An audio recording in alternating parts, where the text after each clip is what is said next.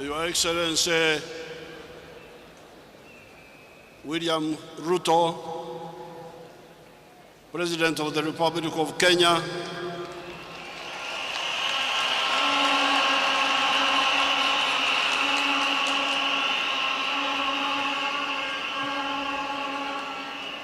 Excellencies, heads of state and government who are here, His Excellency Vice President of Kenya, Mr. Gachagua,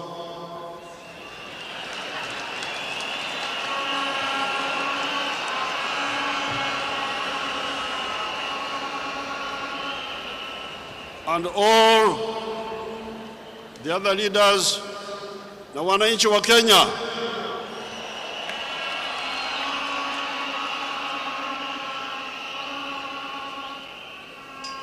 Kwanza, hongera kwa Mheshimiwa William Ruto kushinda uchaguzi.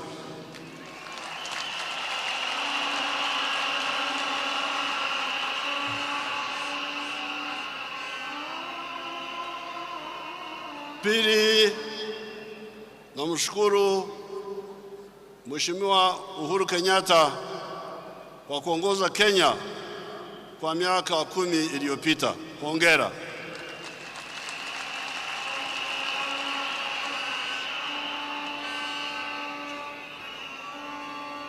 Kawaida,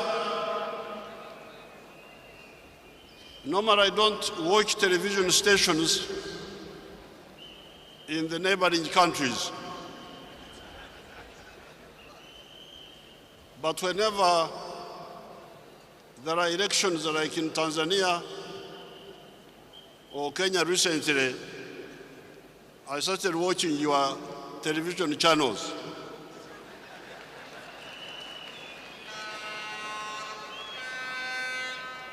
And there is one television, I was scanning through them, but I watched something called KTN News Chivumbi.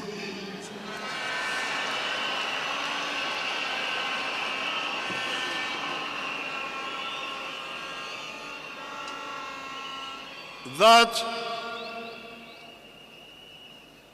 and I'm glad with the statement of the Vice President who has been elected,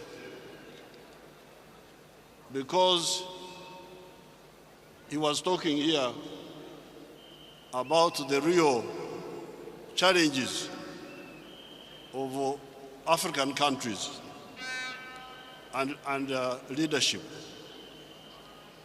Now, in this Chivumbi, most of the time, they were talking about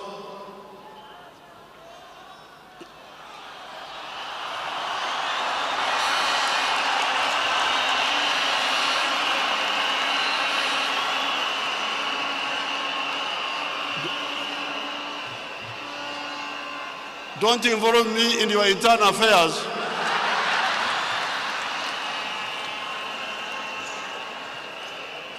Me, I just want to observe a few things. The first, they were talking mainly about sharing power and sharing resources. Then there was one young man with a lot of gray hair, a young man with a lot of gray hair. At one time he came and made a good point. And the point was the politics of identity versus the politics of interests, of issues. I said these young people are beginning to get somewhere. But then another one said, you are talking of distributing resources. Where will these resources come from? So all of the political class in Africa, I would appeal to you to answer that question. Where does prosperity come from? Ustawi wa jamii unatoka wapi? According to my experience of 60 years, I would advise Africans to know that prosperity comes from wealth creation. You must create wealth. And wealth is not the same as natural resources. You may have natural resources, but you don't get wealth out of them.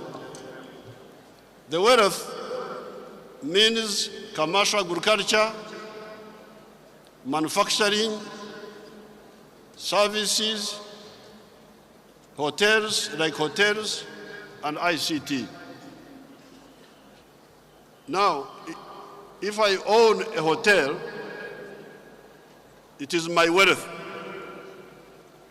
But that hotel creates jobs for Kenyans or Ugandans. The linkage between wealth and jobs. Because when I watch these TVs, I get a bit concerned. You see, people are talking, and the neo-colonial social science is also very dangerous, because people don't link. So I have not read, of course, the manifesto of Kwanza, Kenya Kwanza, nor have I read the other one of Azimio. But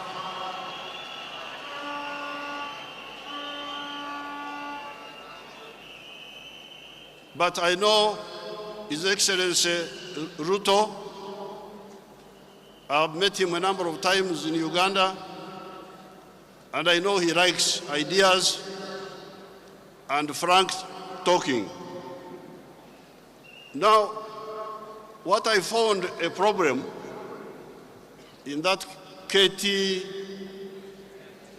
News Chivumbi was in all the things they were talking about, they were not talking about East African integration. They talk about Kenya, Kenya, Kenya, Kenya. But I can tell you, and then one of them, the other evening, one of them was quoting the example of American President Roosevelt. Roosevelt started a program in 1934 which created jobs and so on. But Roosevelt was utilizing the huge market of the United States, which had already been created by some people who had a vision. So therefore, I congratulate His Excellency Ruto. I thank His Excellency Uhuru.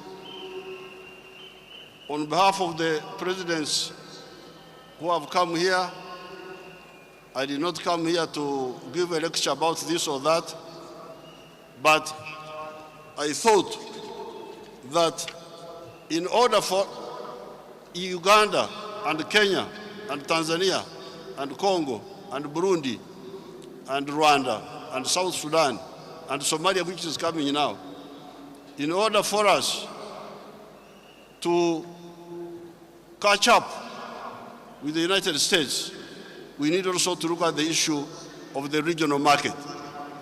Because when you produce, who buys? The more people that buy from you, the better for the business, and the better for job creation. I thank you, and I wish you good luck. Congratulations, Kenyans.